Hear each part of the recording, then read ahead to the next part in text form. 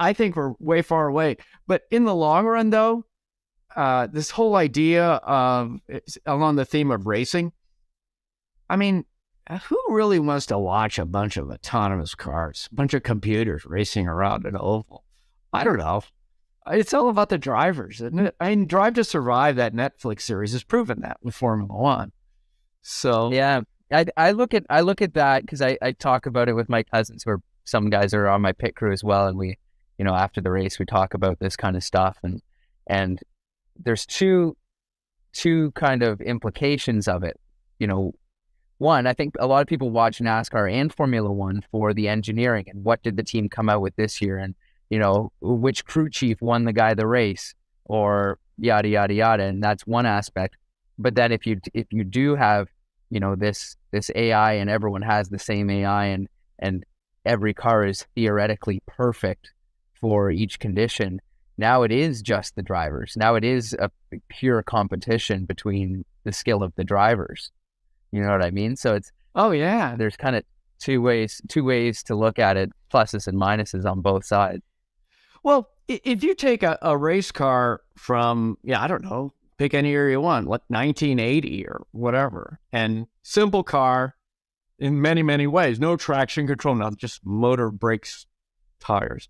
And you put a skilled driver in there, one driver will be better than the next. Now all of a sudden you can add whatever you want to it. Traction control, anti-lock braking, wings, keep going and going to your AI assistant, right?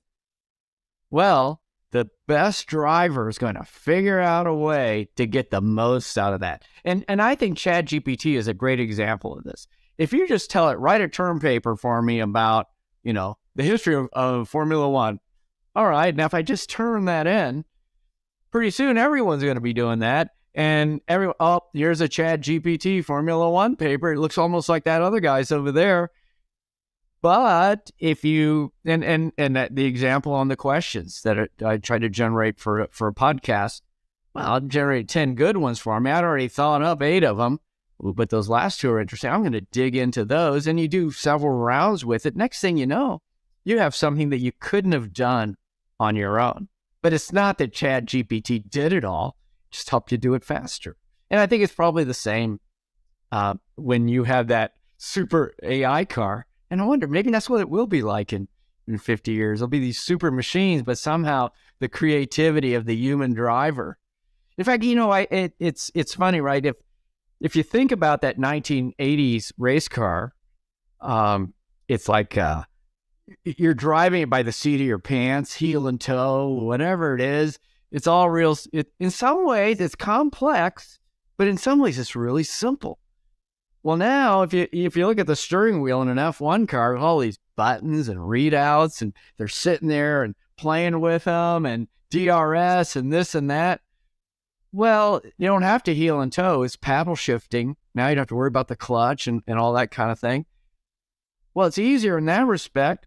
But if I don't know how to play with those buttons in just the right way based on the conditions and when I want to make the pass and all that, it's another skill. But it's a layering on, you have to do that while you're still going 200 miles an hour. And, you know what it's like. There's so many things you got to think about. Well, I'm going to give you 10 more things to think about. And I'll take away these 3. Is it harder? Oh, maybe in some ways. It's easier in others. The AI thing is just going to force the driver to think of even higher level things, I guess.